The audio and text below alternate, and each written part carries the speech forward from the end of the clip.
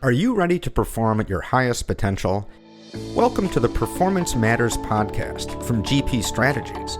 In each episode, we'll interview industry experts, exploring best practices and innovative insights to help you and your organization improve performance. Welcome to the podcast. I'm Cathy Palochko, Senior Vice President and Global Automotive Lead for GP Strategies.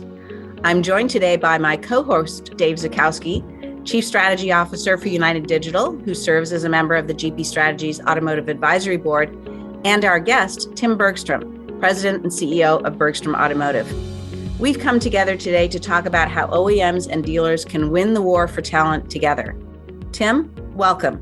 Thank you, Cathy. I appreciate it. I'm excited to be here with you and Dave. Thank you.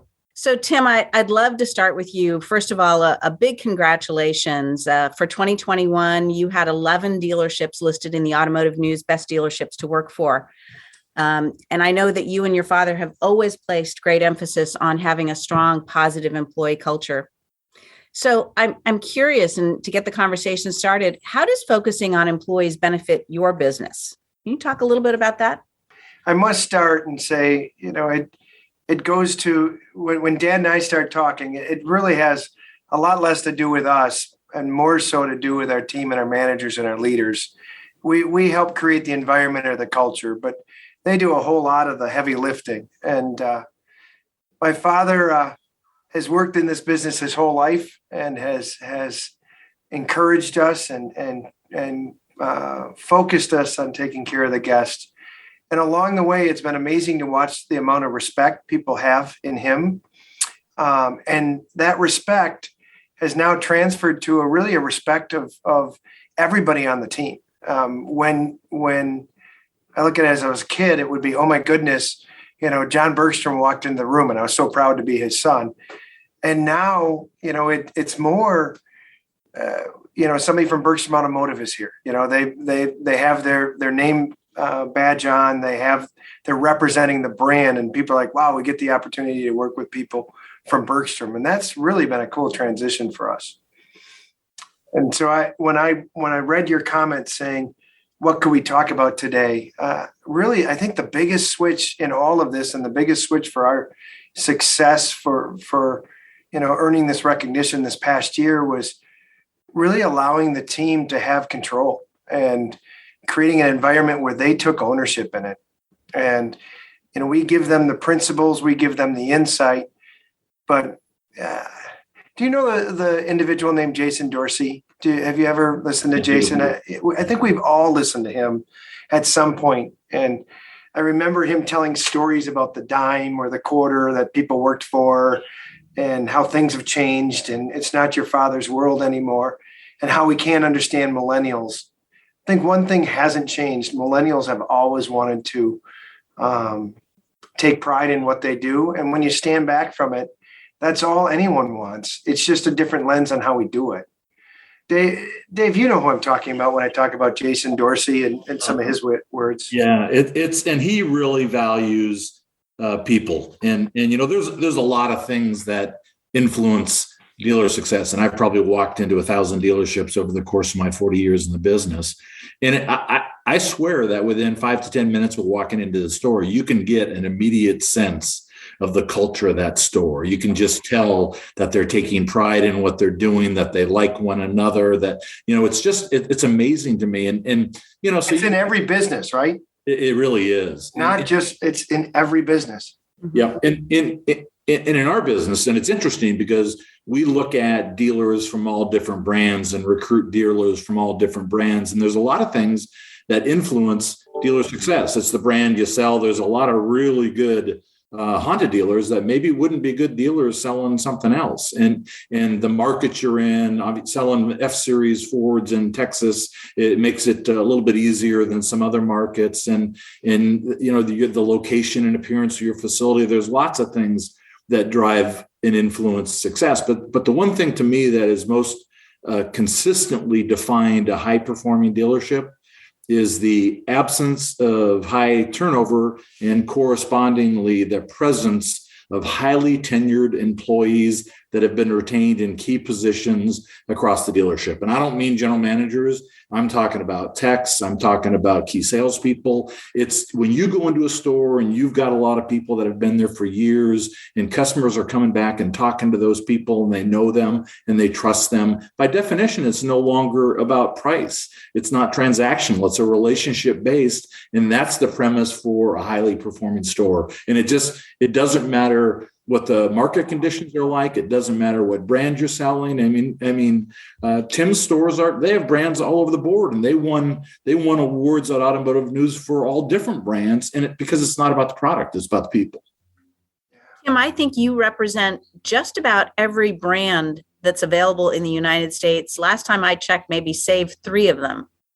We have all of the volume ones. We just don't do the niche ones. I think the state of Wisconsin, and we're only in the state of Wisconsin. So I think last registration report I saw there were 6 Ferraris sold in the state of Wisconsin. So I don't think we need to represent them. But everything else, we're very proud of that, to represent that. Dave, you reminded me often of we tell stories. Storytelling is kind of fun on how we deliver messaging to our team. And in those storytelling, you can come up with analogies. And we're in the land of the Green Bay Packers, right? But Lambeau is an amazing venue. We're very proud of the venue, and it's kept clean. It represents the team. It represents the brand extremely well. But the stadium has never won a game. And we share this with our team over and over. It's that energy of what's on the field. It's the energy of the team. And so much of it is that ownership that player takes in doing their job well. And so, again, we talk about those sports analogies. And when a team is having fun, when they're having fun on the field, you see them winning. You talk about the flow. And when you look at any business out there, you can walk into a coffee shop and figure out if it's a successful one or not. Just by the smiles behind the counter, how they interact with each other, how they interact with their clients walking in, using their name and that. You can feel it. That word "feel" resonated with me, Dave. Yeah. I read a book years ago called The Boys in the Boat. Yes. My dad made us all read that one. It's a great book. And it's about the crew team at University of Washington. I'm a University of Washington graduate. And it's about, they get into this period of time called you're in the swing, right? Everything is going right. Everybody is cohesive. Everybody's rowing together, and you break records and win gold medals. And to me, when you walk into a high performing store like Bergstrom organization, it's a group that's in the swing. They've got it all working. Everybody works together, not against each other. And it's a magical place to get to, but it's tough to replicate. You can't fake it. You can't say things that you want a great culture. You gotta show how to do that. You definitely have to earn it. Yeah. There's no doubt. So that book was painful for me to read, though. There were some parts that were very mechanical to me. Yeah. But my dad loved that book, and there's about 10 more that align that same thought process. But that flow, that swing, I think we all get it. Anyone listening gets that. Yep, I think you're right. So Tim, I'm curious. Obviously, here we are, the beginning of 2022. We're in the midst of, another resurgence of the virus that we've all been dealing with, and we recognize that employees are the lifeblood of any business. That having productive, happy employees is an essential ingredient to a winning business strategy. You're proving that over and over again. But automotive retail has always been challenged and often a maligned field of work. It ranks down there with some of the undesirable professions, but it can be so rewarding, and it presents such limitless opportunities for those who have a fire in their belly. Right now, the industry is facing some pretty strong headwinds. We have this thing, whether it's COVID or not, made the Great Resignation, where well over 20 million people quit their jobs in the second half of 2021. And when the worker isn't changing, the work is. We're seeing all this technology come into the place.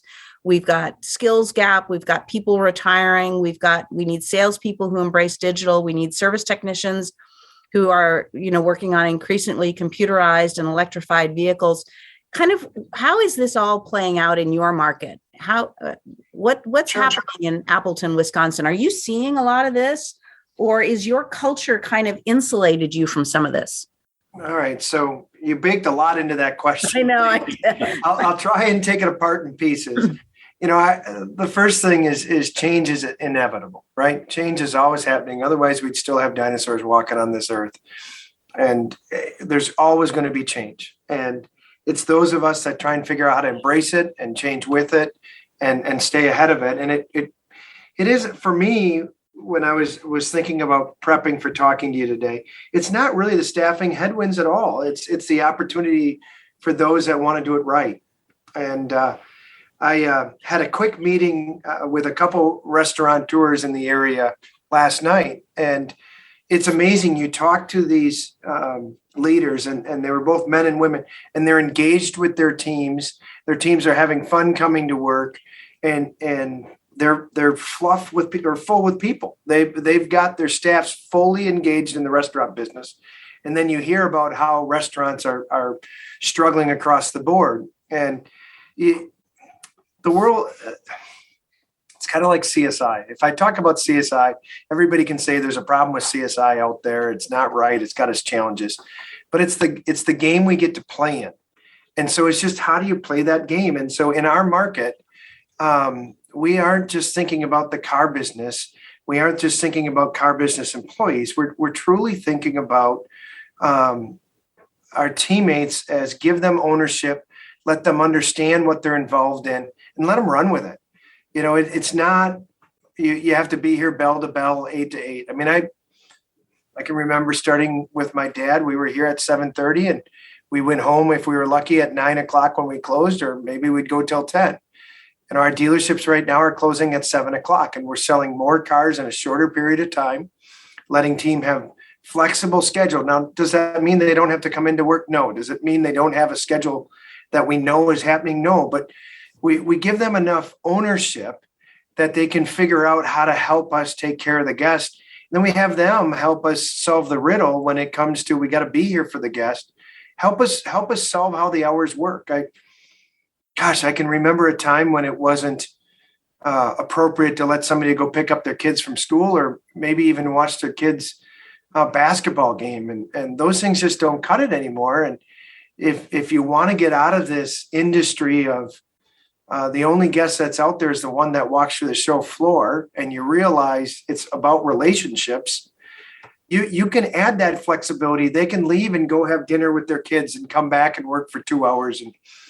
And for us right now, it's going quite well. I want to knock on wood so we don't, something doesn't change tomorrow, but we aren't seeing the turnover. We're seeing a lot of change, and we're seeing our team ask for more engagement, more control, more, how do I go forward and running my job, rather than what I would liken back to the car industry paid you a lot of money because you had a lot of hours and a lot of takeaways, and you were never at the family event. You were never at 4th of July. So therefore, when you missed it, you had to always have the excuse, well, I'm in the car business and I make a lot of money.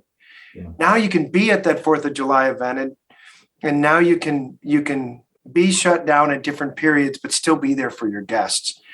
And I hope I'm making sense. I think I'm connecting some dots. It maybe make it worse. When you talk in extremes, it helps make things better.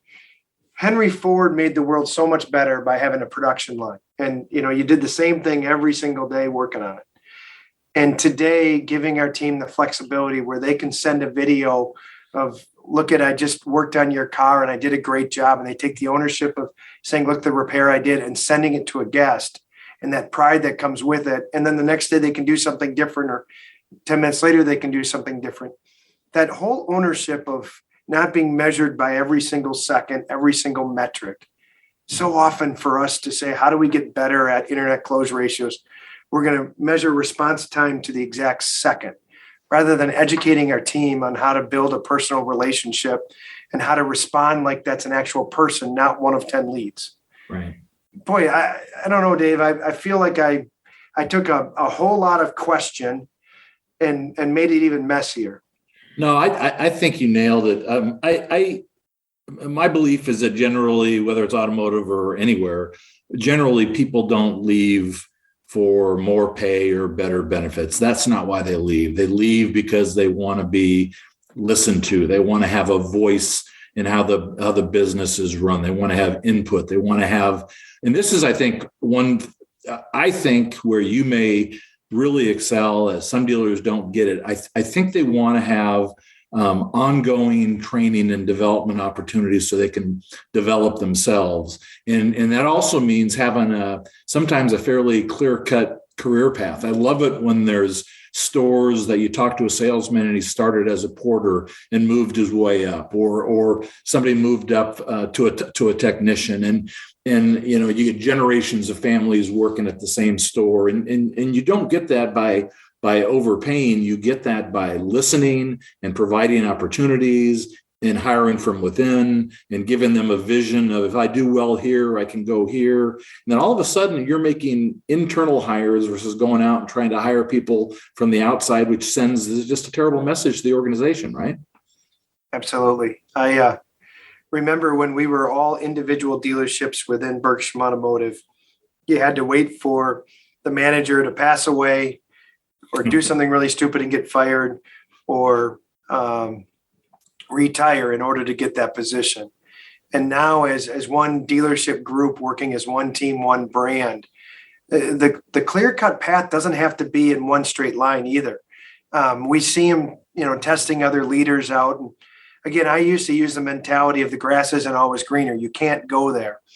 But now giving some flexibility when somebody is starting to burn out in a role, allowing them to absolutely just say, hey, we want you here. We see the value here. We can explain this to you. But if you want to try there, that's okay too. And it's an internal transfer. But we're also going to make them aware of what we're both working on. And when they make that internal transfer, sometimes they come right back rather than, you're looking elsewhere and you have to fit this exact box and we're going to hold you to the box. Nobody's ever wanted to be treated. How do you get defined and fit in a box? And in today's world, that box needs to just get rid of the sides and let people be much more flexible. Absolutely. I stumped you there. I think you're like, where the heck is he going? No.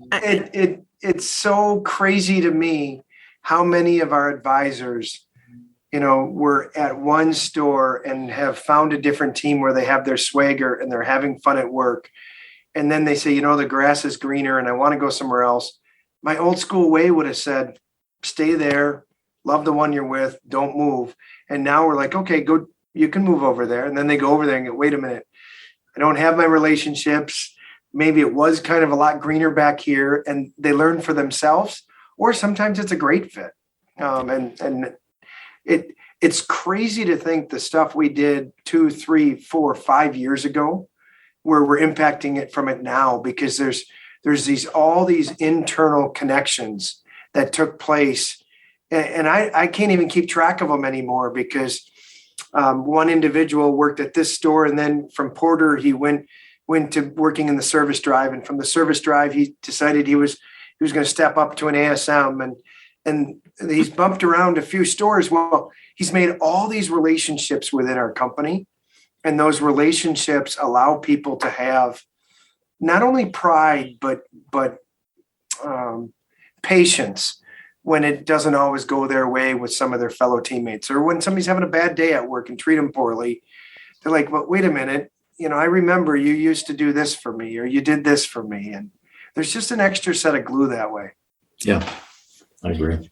So Tim, one of the things that I hear the message that I hear coming loud and clear from what you're saying is this notion that everybody understanding why they're doing what they're doing. And I'm a huge fan of Simon Sinek, Yes, right? Start with why. Infinite Gaming is not a bad book. Yeah. Leaders eat last, and why. So. And I know I know you're a huge book fan. I've been in your office. I've seen the piles of books. I forgot you were up here. Good memory. Yeah. And so it really feels to me like you as a leader are informing and inspiring your teams. And I'm curious, how does that affect how you look at your management team? What's the role of managers in your organization and in today's modern retailing environment? What does that look like?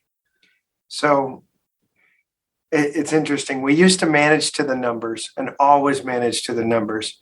Now we're managing them as coaches, and we've changed terminology and titles and got rid of sales managers. Kathy, we went away from kind of the road to this sale and negotiating and all that part of our world. And we made this big transition into one point of contact and one pricing. But in doing that, the biggest thing we wanted to do was take our managers / deal closers and turn them into coaches. So we're spending so much more time on how do we help people understand why they're doing what they're doing and how it helps with the results.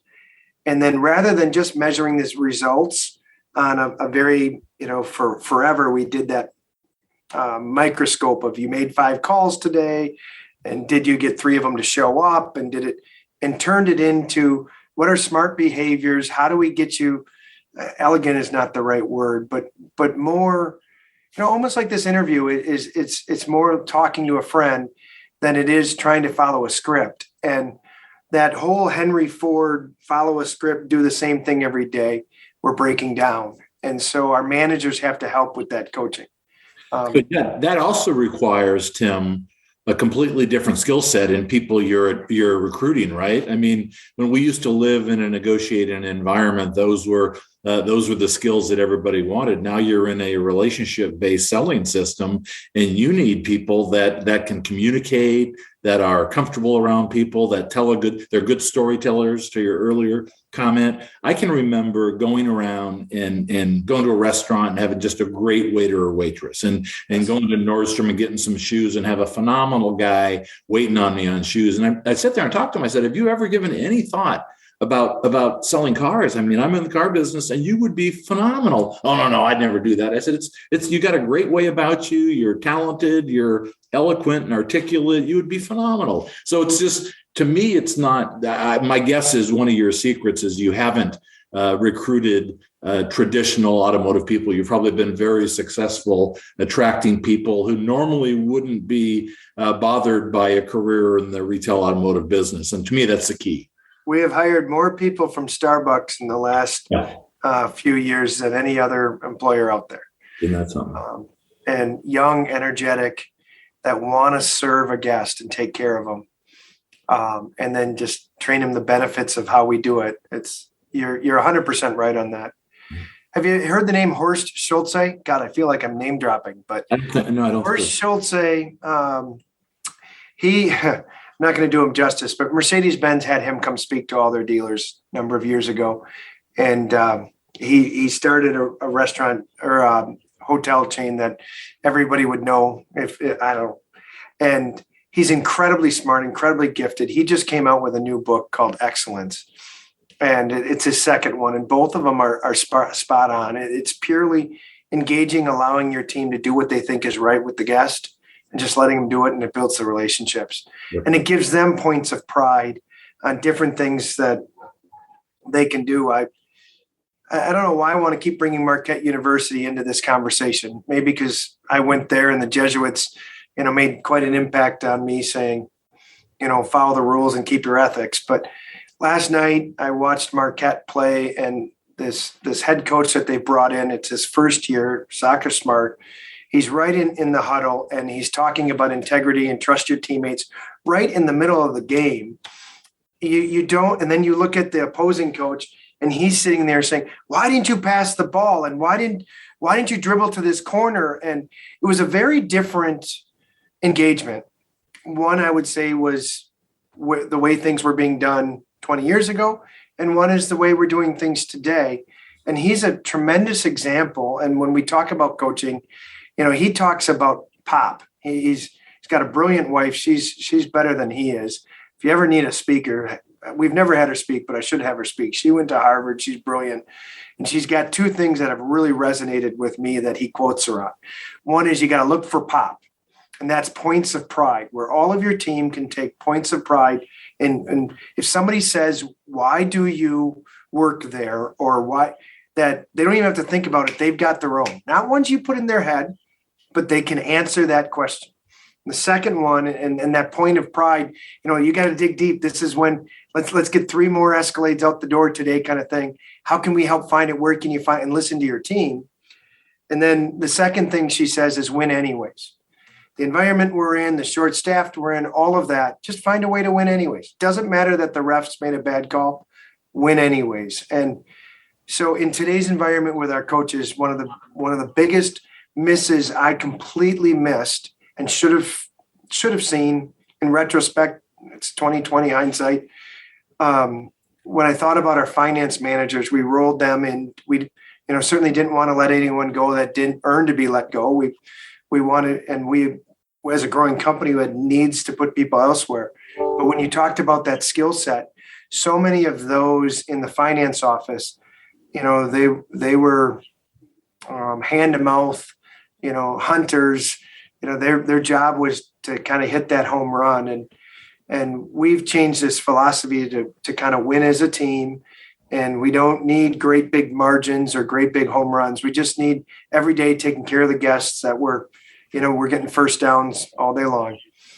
And those finance managers that we had in that office, some of them made the switch, which was awesome. And some of them, like you said, you really reminded me, it's a different skill set. And a lot of those people were individual people. That was the type of person we needed in that box.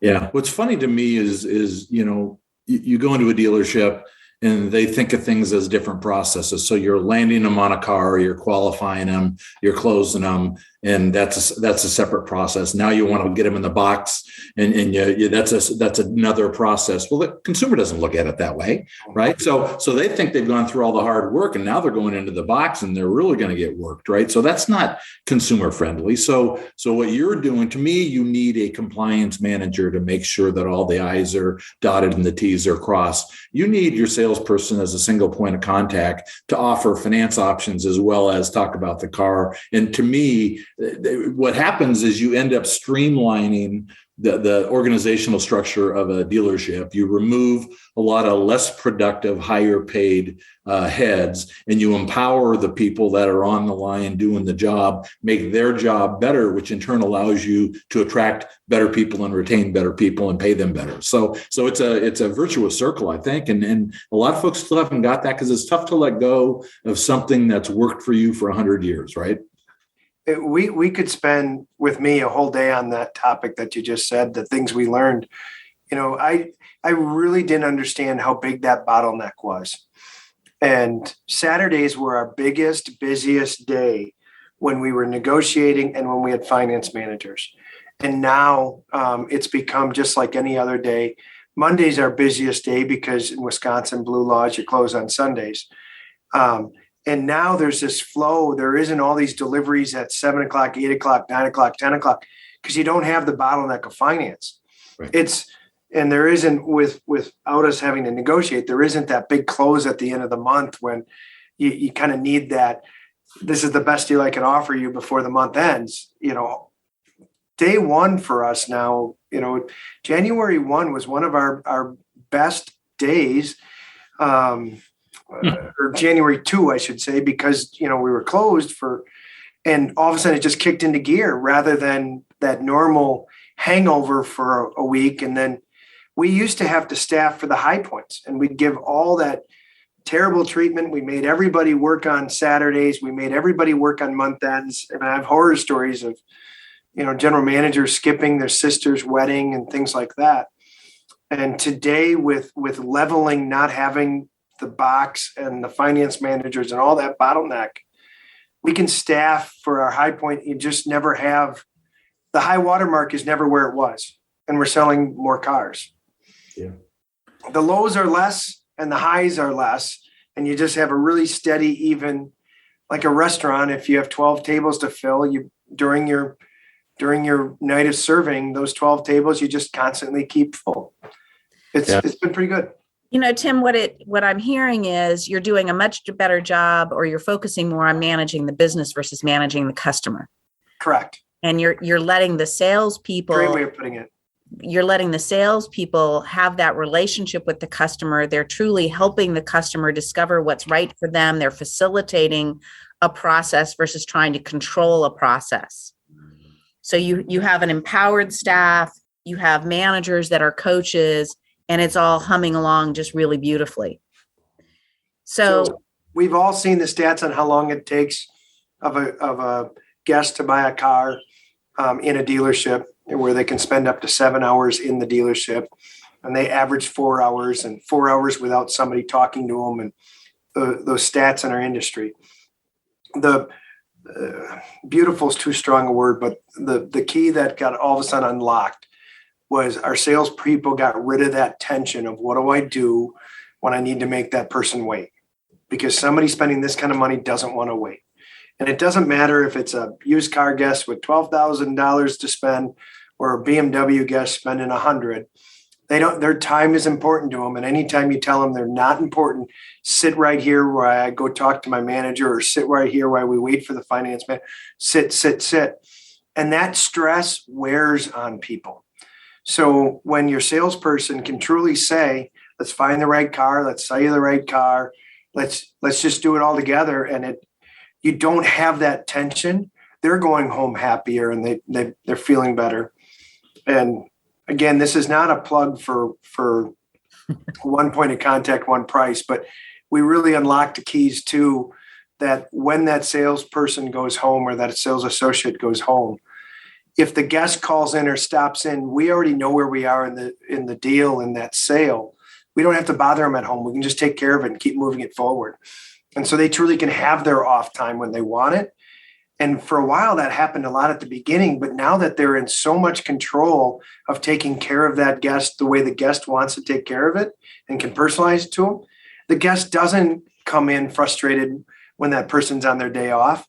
They've already worked through when they can do it. And there's one less barrier of when they can get into the finance office, or how long they have to wait till they're in there. Or once you take the tension out of it for your team, it's easy to bring other people in. And we're using a cheat right now, in that these delivery coordinators that everybody needed to have for a while, when we would advertise for sales associate or guest experience associate, whatever we named it, people wouldn't come, whatever was up with the industry, or you blame it on whatever you want. But for a delivery specialist, we've been able to bring so many in because there's no negative connotations with it, because they don't know what it is. Yeah. And then as soon as they're there, 3 months later, they're selling cars with us and doing a great job. We're having a fun run right now. Good. I don't know why we're leaning so much towards sales, probably because I like sales, but service, we're having a lot of gains in too. Thanks for going there, because I was going to ask, how does this all transcend into the fixed operations side? Yeah, so I think that's where the biggest shortage is for everybody right now. And I think we all understand that as an industry. We get why. And there's a lot of stress because of shortages of parts and getting cars fixed and that. And there's a lot of transparency and openness that's now coming into the service department, which is allowing us to bring other people in.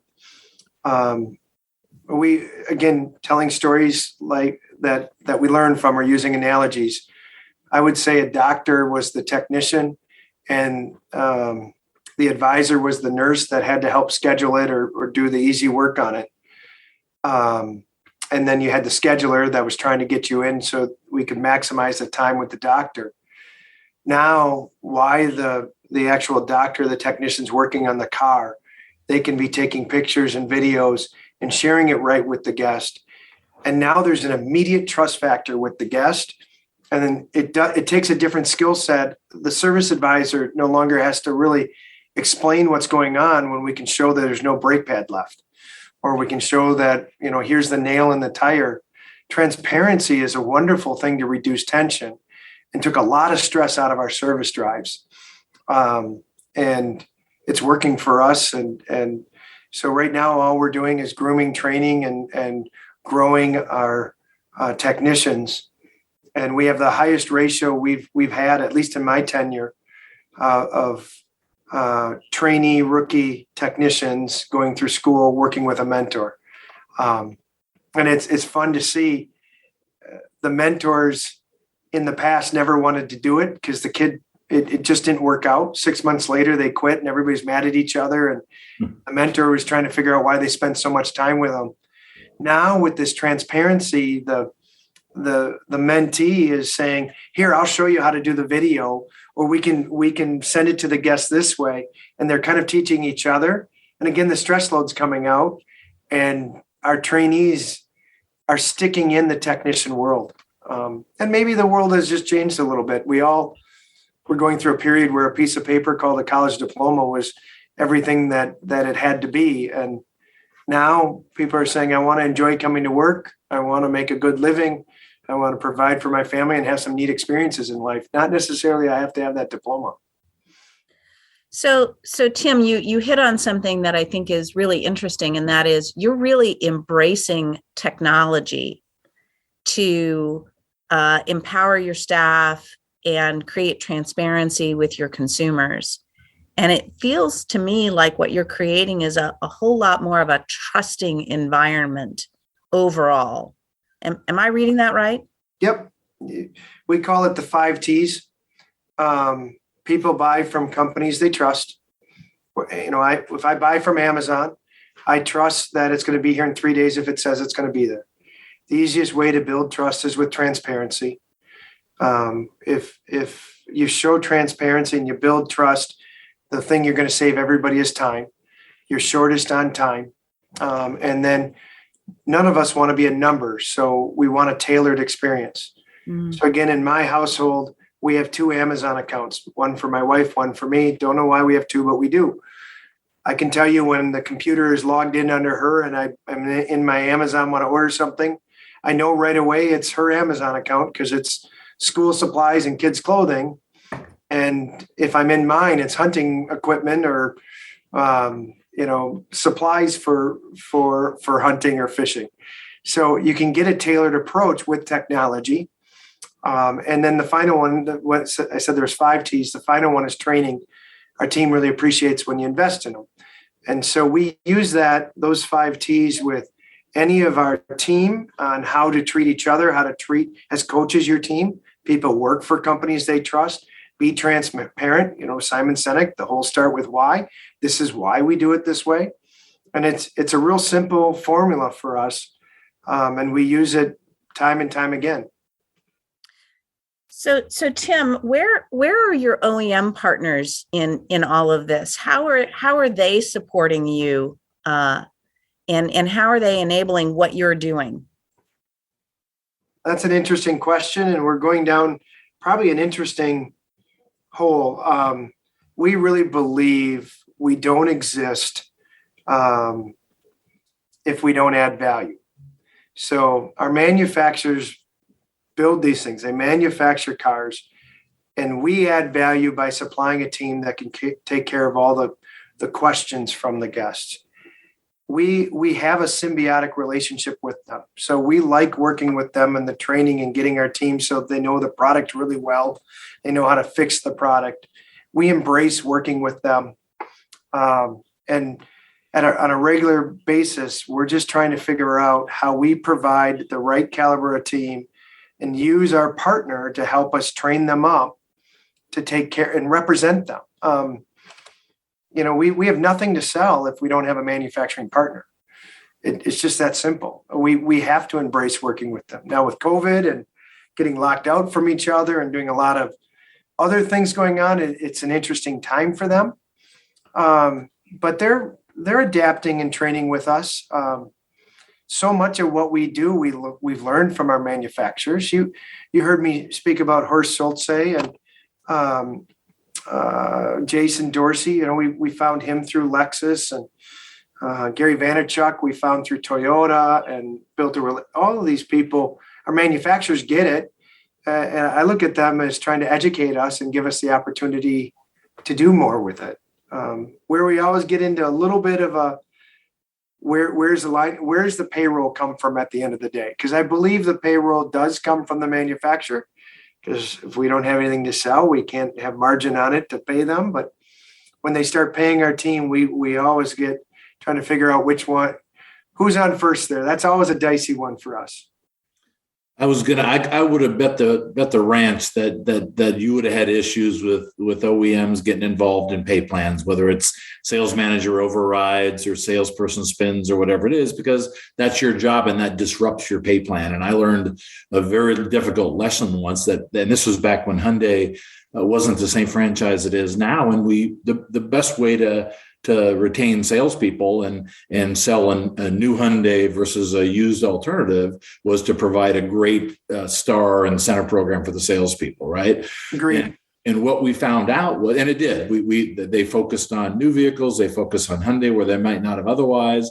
But what I found out, very difficult and very expensive, was that the dealers are very adaptive creatures, and they quickly figured out that they're going to adjust their pay plans. And so even though our comp was very high from an OEM perspective, it was equaled out when you looked at a dealer's statement in terms of commission percent of gross. They just made adjustments. So it's a little bit of a slippery slope going there. And if I believe your point about understanding swim lanes between the relationship between OEM and retailer is really important. The OEM builds the vehicles, they warrant the vehicles. And I've always said, we aren't McDonald's. We don't sell you a franchise. We award you a franchise based on your ability to provide us with a great facility and great marketing and a trained sales force and trained technicians to repair the cars. And so each one of us has a swim lane. And when you start getting into the other swim lane is where it gets a little bit difficult. But the one thought I have, we've been struggling with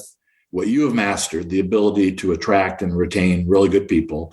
And it has driven outstanding results at you. And I would say probably 20% of the stores get it and value people and understand the cost of turnover. And I've always thought that, high performing stores always get accused of, man, I'd love to work there because they pay more than anybody else.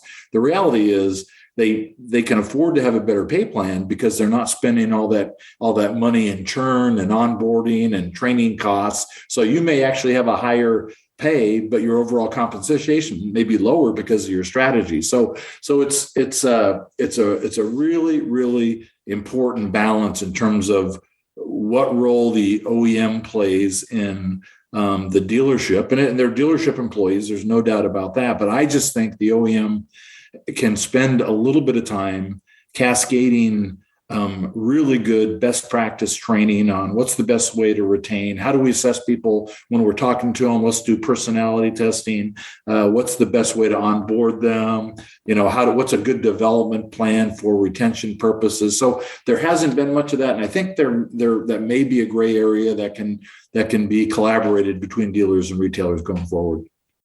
If I can circle back to some of the comments you made and how it fits in our world. Ted Crable, I think you have him coming up on one of your podcasts. We were introduced to him by BMW when they were having us, what was it? Delta Trends at the time. I think now it's ESI Trends. Yeah. Yep. And he and his team did a wonderful job for our company. Cathy, I met you through Lexus.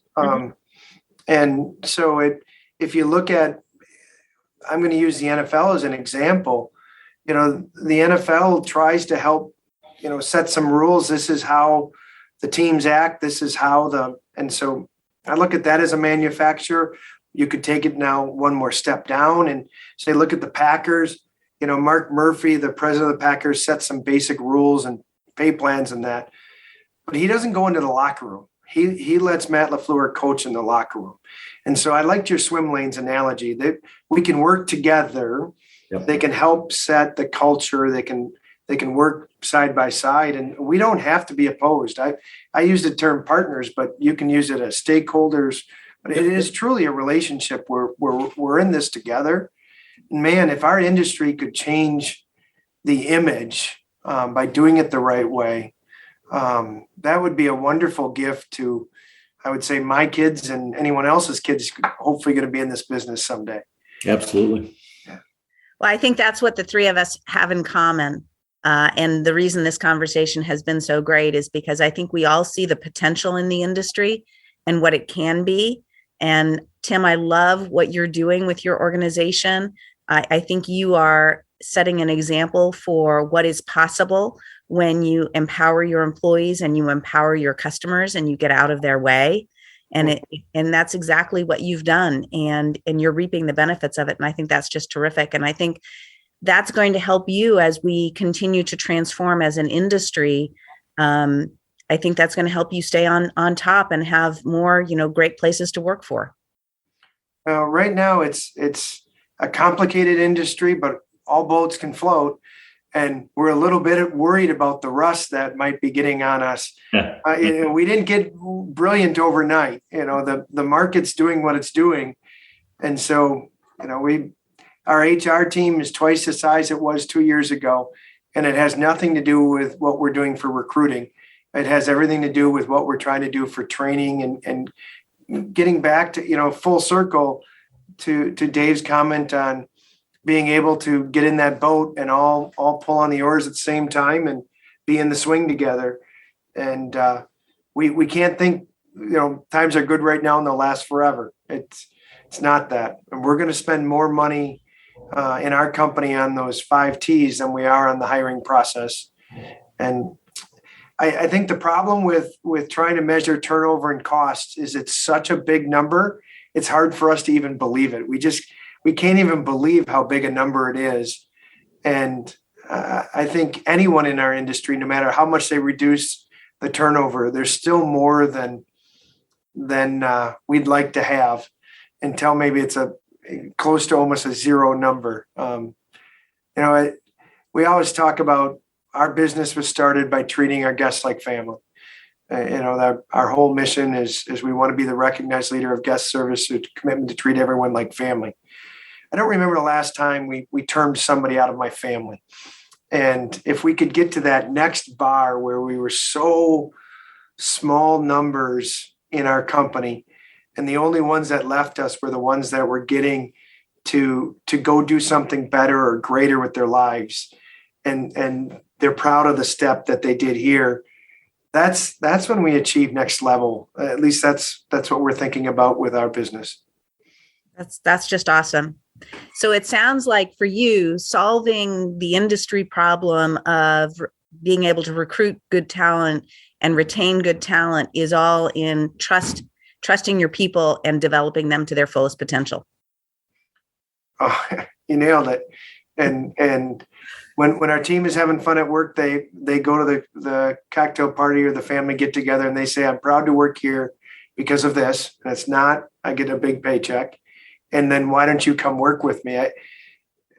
I fell into it kind of by mistake. I always struggled with telling people they couldn't hire a family member to work with them at work, because if that was the case, I wouldn't be able to work in this business. And it was so a pot calling the kettle black. And now if you take that to the next step where we're really benefiting, where our team is having fun coming to work and there's more good than bad. And I think 10 years ago, we all thought it was bad when you brought the personal relationships to work.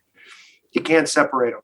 You might as well have people that enjoy being at work together and have those personal relationships. Right. That's awesome. Dave, any final thoughts from you? No, this is just, I was really wanted to get Tim's perspective, because again, the name is just phenomenal in the industry and is respected by all manufacturers.